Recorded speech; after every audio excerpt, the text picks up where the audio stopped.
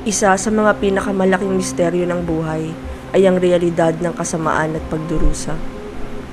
Kung mayroon ngang Diyos na makapangyarihan sa lahat, bakit niya pinapayagan na magkaroon ng kasamaan, ng kawalan ng katarungan, at sakit at paghihirap sa ating mundo? Nasaan ang Diyos nang magkaroon ng dalawang digmaang pandaigdig na nagpahirap at kumitil sa buhay ng daang-daang milyong tao? Nasaan ang Diyos ngayon na maraming inosente ang namamatay sa Ukraine at Palestine? Nasaan ang Diyos kapag may nire-rape na bata, kapag may sanggol na pinapa-abort, pag may taong inaabuso at minamaltrato?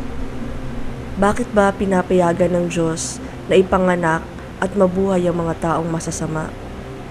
At bakit naman niya pinapahintulutan na maghirap ang mga inosenteng tao?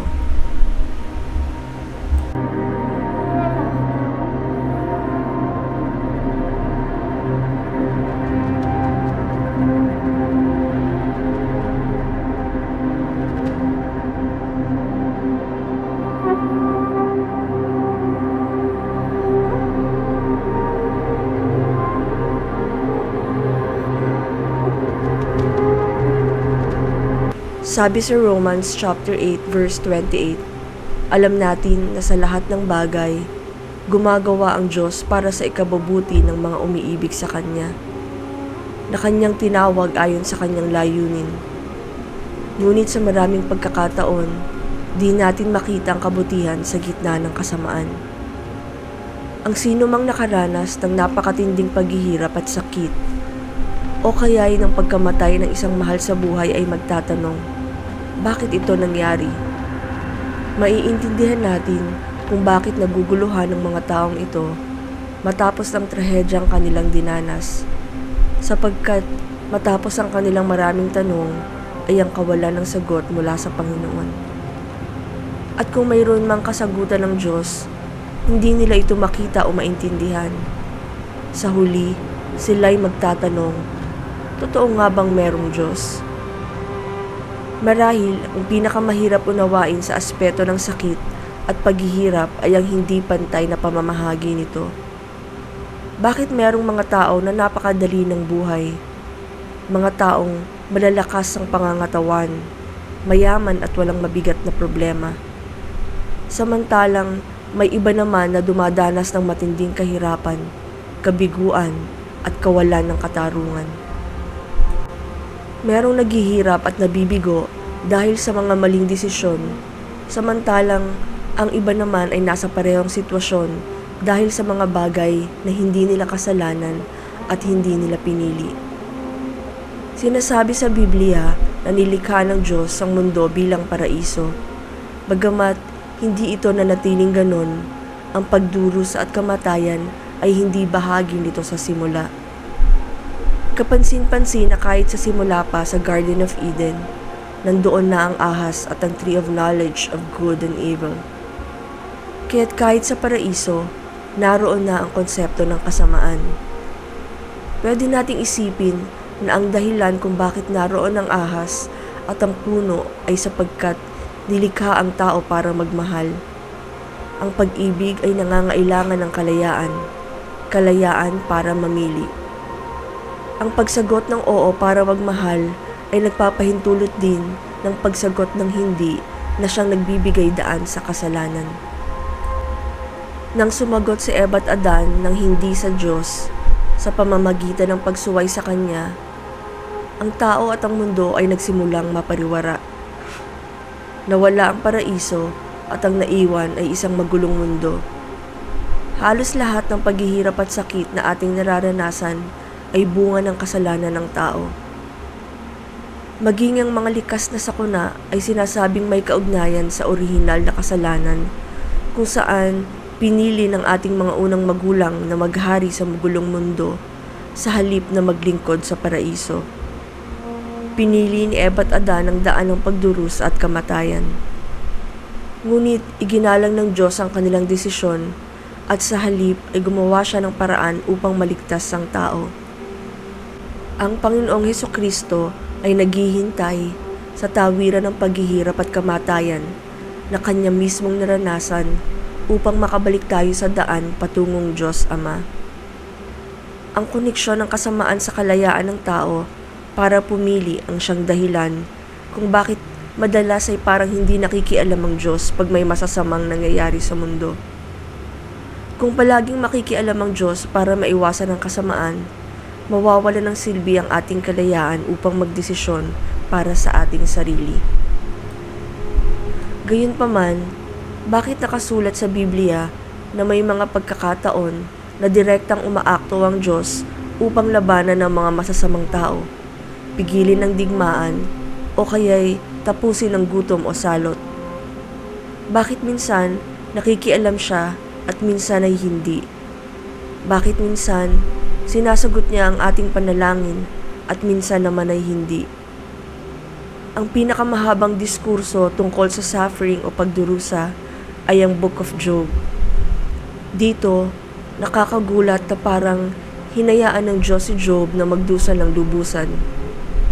Sinubok at pinatatag ng Diyos ang pananampalataya ni Job. Sa huli, si Job ay naging mas mabuti at binigyan ng mas marami pang pagpapala. Ang kwentong ito ay isang pambihirang aral tungkol sa pagdurusa at sa kaakibat nitong gantimpala, ang pagpasok sa langit. Sa first letter of Peter, sinasabi, dahil dito, dapat kayong magalak sa kabila ng iba't ibang pagsubok, dahil ang mga pagsubok na ito ay panandalian lang. Katulad ng ginto, sinusubok ito sa apoy para malaman kung tunay o hindi. Sa madaling salita, ang mga pagdurusa dito sa mundo ay para gawin tayong malinis at banal upang tanggapin tayo ng may kapal. Ibig sabihin ba nito na may mga tao na mas maraming pagdurusa sapagkat sila'y nangangailangan ng mas ibayong paglilinis o purifikasyon? Pwedeng oo, pwedeng hindi. Maaari din ito ay sapagkat naghihintay sa kanila ng mas malaking kaluwalhatian o gantimpala sa susunod na buhay. Sinasabi sa 2 Corinthians chapter 4 verses 16 to 17. Iyan ang dahilan kung bakit hindi kami pinanghihinaan ng loob, kahit na unti-unting humihina ang aming katawan. Patuloy namang lumalakas ang aming espiritu, sapagkat ang mga paghihirap na dinaranas namin sa mundong ito ay panandalian lamang at hindi naman gaanong kabigat. Ang pagdurusa ay nagbibigay daan sa kaluwalhatian, kung kaya't ang sino mang nagdurusa ng may pananampalataya ay magkakaroon ng mas malaking gantimpala at kaluwalhatian. Tungkol naman sa hindi pantay-pantay na pamamahagi ng pagdurusa dito sa mundo, sinabi ni Jesus na ang nahuhuli ay mauuna at ang nauuna ay mahuhuli. Ang makapangyarihan ay babagsak at ang aba ay ipagbubunyi. Ang mayaman ay mawawalan samantalang ang mahirap ay mapupunan, kung kaya't hindi tunay na pinagpala ang taong mayaman at hindi masyadong nakararanas ng pagdurusa at paghihirap dito sa mundo. Sa katapusan ng buhay, sila ang magiging huli sa mata ng Diyos. Upang maiwasan ito, kailangan ng mayaman na maging tunay na mapagbigay at tumulong sa mga naghihirap at nagdurusa. Sa mga pagkakataong tinatanong natin ang ating sarili kung nasaan ang Diyos sa panahon ng ating pagdurusa, lumingon tayo kay Jesus na hindi iniligtas ang kanyang sarili sa sakit at kamatayan na siyang pinili ni Eva at Adan sa paraiso. Naghirap si Kristo ng lubusan at ng walang katarungan upang ipakita sa atin na ito ang daan pabalik sa paraiso. Sa tanong na kung mahal tayo ng Diyos, bakit niya hinahayaang may mangyaring masama sa atin? Dapat nating isipin ang pag-ibig ay hindi lamang binubuo ng pagpapakita ng kabutihan, kundi ng pagtuturo o pagtutuwid sa kamalian ng minamahal. Alam ng bawat magulang na minsan ay dapat makaranas ang anak ng pagsubok at paghihirap upang matuto sila sa buhay at mas maging matibay. Ang totoong pag-ibig ay hindi laging masaya o kaaya-aya, at ang mapagmahal nating Diyos ay isinasalang tayo sa ilang pagsubok upang iligtas tayo sa napili nating makasalanang buhay. Dapat nating tandaan na pinapayagan lamang ng Panginoon ang kasamaan upang lumikha ng mas malaking kabutihan mula dito. Pinaliwanag ni Santo Tomas de Aquino ang misteryo ng kasamaan at pagdurusa sa pamamagitan ng pagbanggit sa ating kawalan ng kakayahan para makita ang big picture o buong larawan. Isipin natin na mayroon isang higanting painting sa harap natin. Dahil sa laki nito, ang nakikita lamang natin ay mga marka ng kulay sa harap natin. Ano itong madilim at pangit na markang ito? Tanong natin sa ating sarili. Ngunit kung lalayo tayo ng husto mula sa painting at makikita natin ang kabuuan nito, mauunawaan natin ang kagandahan nito na binubuo ng dilim at liwanag, ng masama at mabuti, na sa kabuuan ay nagtatapos sa kabutihan. Bilang pagtatapos, mabuting tandaan natin na ang pagkakaroon ng kasamaan sa huli ay isa pa ring misteryo. Bilang Kristiyano, kailangan natin ng pananampalataya at kababaang loob na tanggapin na anuman ang mangyari, mahal tayo ng Diyos at bilang magulang, hindi siya tumitigil upang sa huli ay makasama niya tayo sa paraiso.